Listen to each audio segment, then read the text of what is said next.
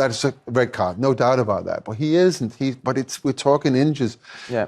And again, the point that Howard Webb is making, that he wants more responsibility taken by the on-field referees, which, by the way, then raises the question: why do we have VAR? Yeah. Then? But that's what he wants. Well, his answer would be to eradicate the howlers, the things they get. But you're still not sure.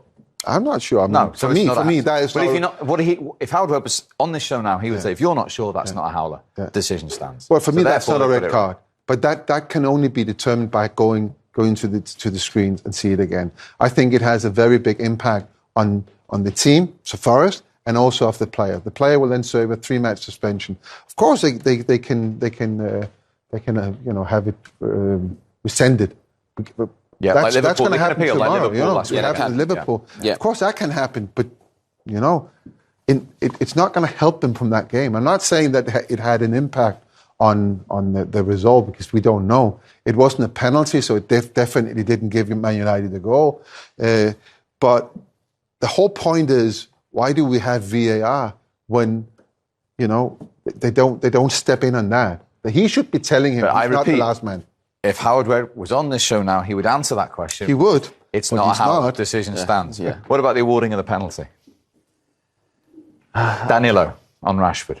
I think we spoke about before about Rashford playing wide, and I think he's so much better in that position because, like I said before, he's a 1v1 specialist. When he's like this, it's so difficult to stop, and there's contact. I know obviously Don Hutchinson said it's harsh, but when you see here, you can see the contact on his thigh. For me, it's a definite penalty. I agree. I think it's a penalty, no doubt. Yeah. We've been watching the second half with another former player who will come on the show in a minute, Ian Wright.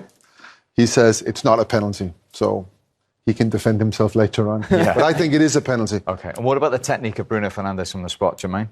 I mean, you've seen it before, like the way he's taking penalties. I think he's changed from his previous sort of like style. Normally he stutters and that, but no messing about. Just pings it straight into the corner there. It's a great penalty. No goalkeeper saving that. It really is an annoying penalty taker to face. Those steps, because he has to move all the time. That's a rule.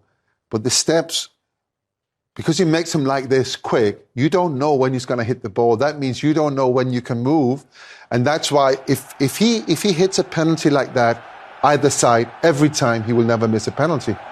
If the goalkeeper saves it, it's definitely moved too early or cut in.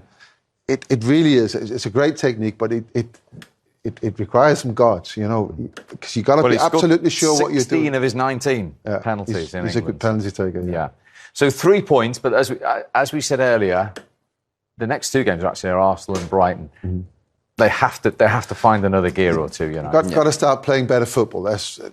And also got to start playing to a style or a system that we can recognise. That is more Manchester United. You've got to have more players being active in the games. You can't have an Anthony popping up now and again and having a shot, and then that's basically everything he does in 90 minutes of football. You can't have that. Everybody's got to take part. It's early doors, It's very early in the season. 6 points out of three games. I'd rather lose the points here and have something to correct from now than wait till March. Where you got to start winning every game if you want to contend.